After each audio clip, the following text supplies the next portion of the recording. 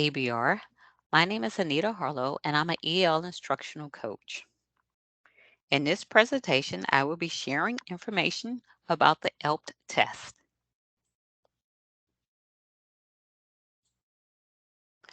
The ESL department vision is for English learners achieving English proficiency in college and career readiness. Our mission is for the English as a second language program improves the English language proficiency and academic achievement of English learners through an effective language instructional educational program, high quality professional development, parent and family engagement, and a continuous program improvement. The English language proficiency test guidance. All identified ELs in grade K through 12 will take the ELP each spring until they meet the criteria to exit. Students identified as English learners will take this test. The test is untimed and is an online test that measures the student's English proficiency in 4 language domains: reading, writing, speaking, and listening. Our testing window this year starts on February 13th through March 24th. And our Mardi Gras break falls in between that from February 20th to 22nd.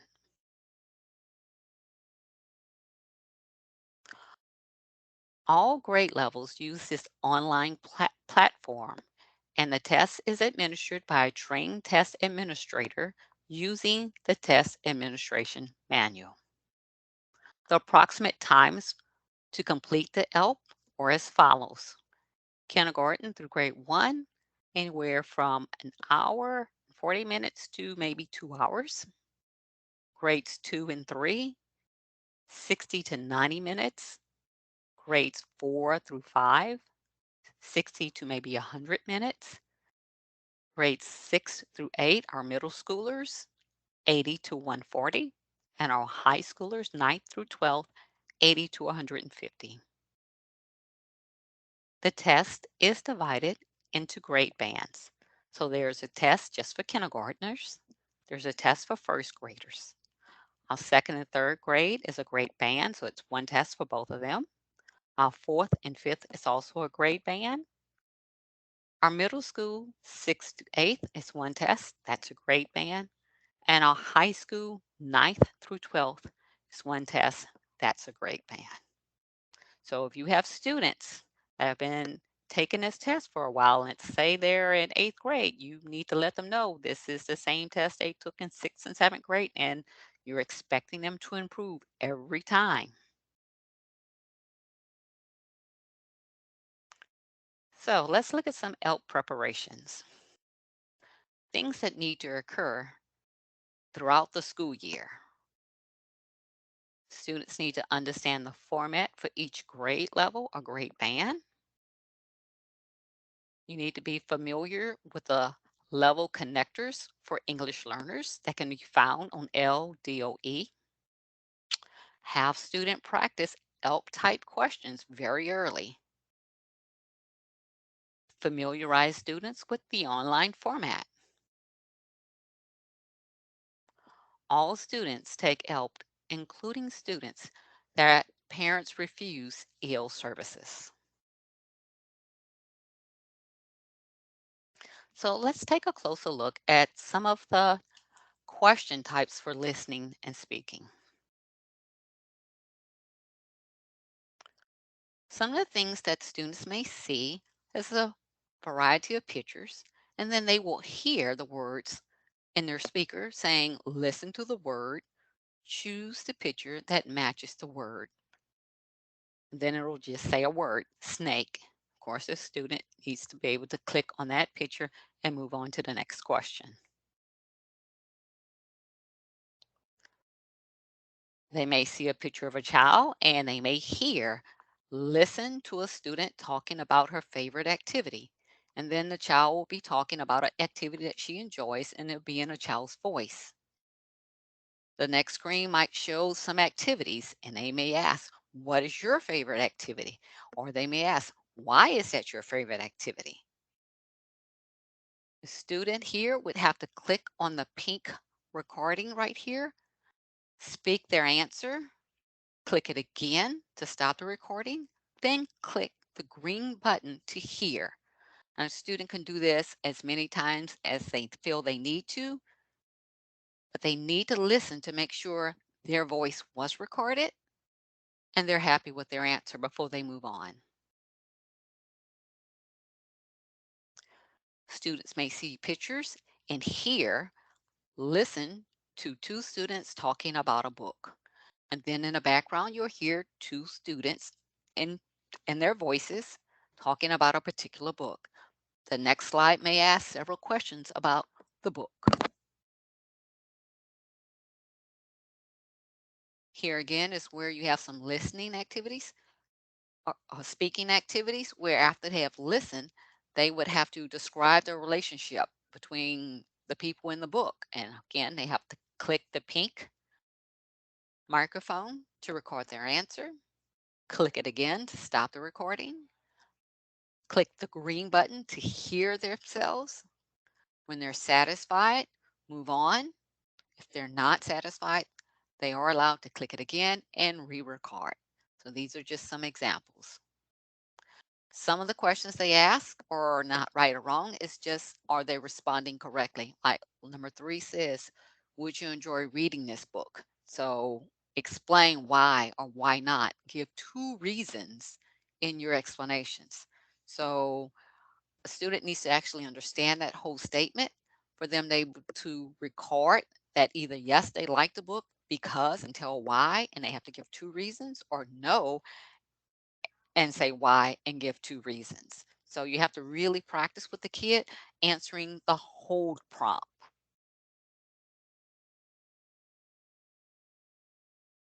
Here's some more examples of some listening activities and some speaking activities where the students here will hear a book report being done, and then they would have to record their answers about 3 things. They could go back into this book report, they could listen to the story as many times as they need to in order to answer the questions. Let's take a look at number 4 at the bottom.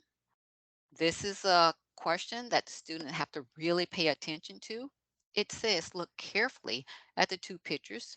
Describe what is the same and what is different. Use as many details as you can. Include at least 3 things that are the same or different. For these type of activities, students are allowed to use paper and pencil. So I encourage them to take their sheet of paper and divide it in half. Write same on one side, different on the other side, 1, 2, 3 on each side, and actually look and write out 3 things that they see are the same, and then write out 3 things that they say are different.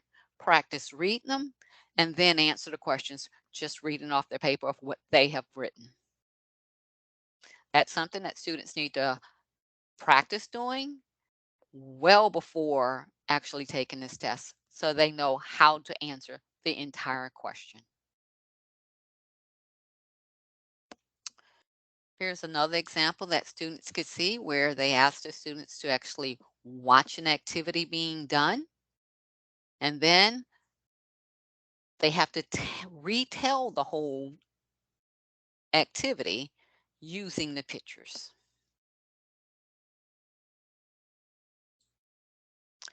Okay, let's take a look at some test question examples for reading and writing. Here's one where they would have to read a story and just basically pick an answer. And they could go back in the story to decide what it's about.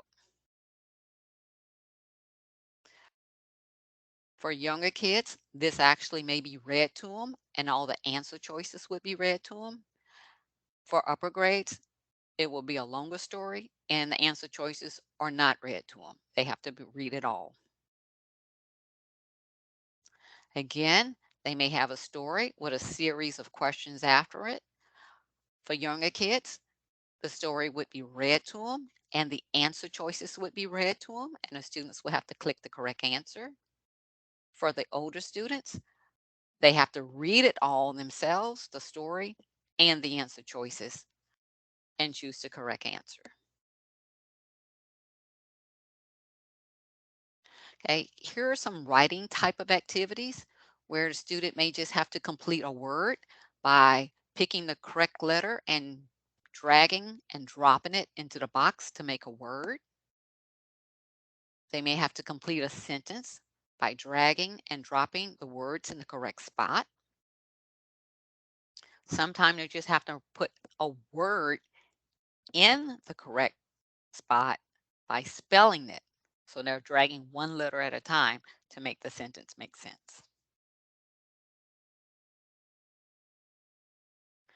Here are some more examples of drag and drop for a word or drag and drop for a sentence. They also put charts in and show students, give them a little details, and they have to choose the correct word to finish a chart. Another example where they may show some information and a picture and then ask the student to write questions about the lesson.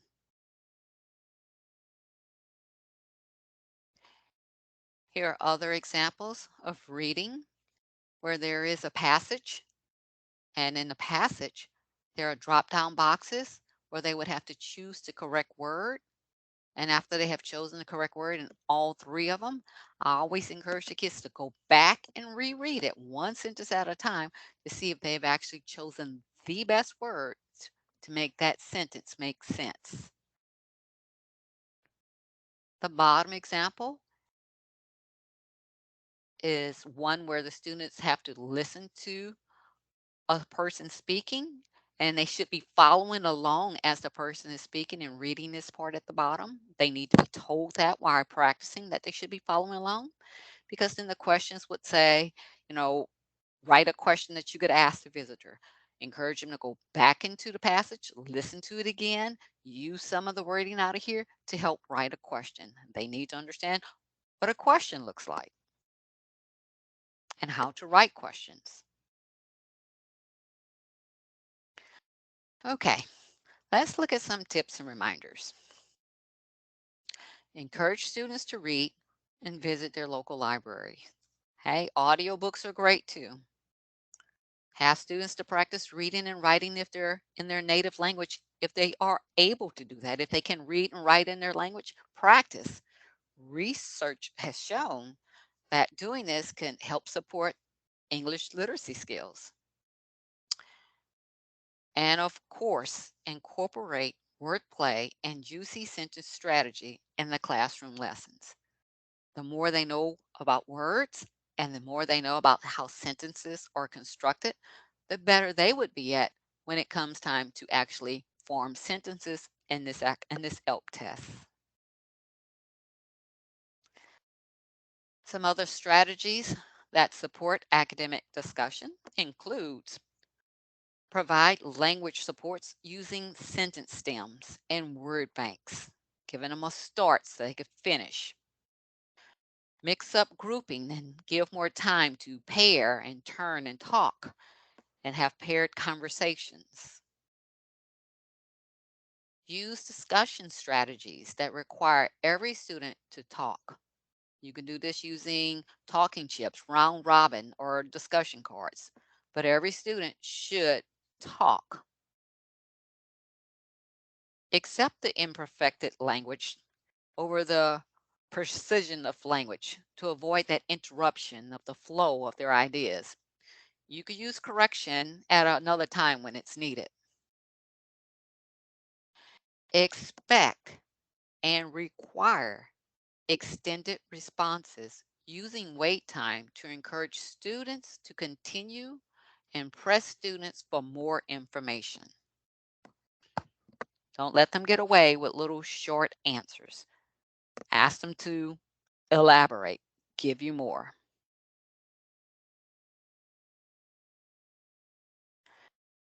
Okay, strategies that promote students' interaction. One, to deepen students' understanding, use thoughtful questions to promote discussions and encourage critical thinking. To foster oral language development, provide opportunities for independent speaking activities, even if that's in small groups. To increase student engagement, have teams work together to compare and contrast, do retelling, and role play.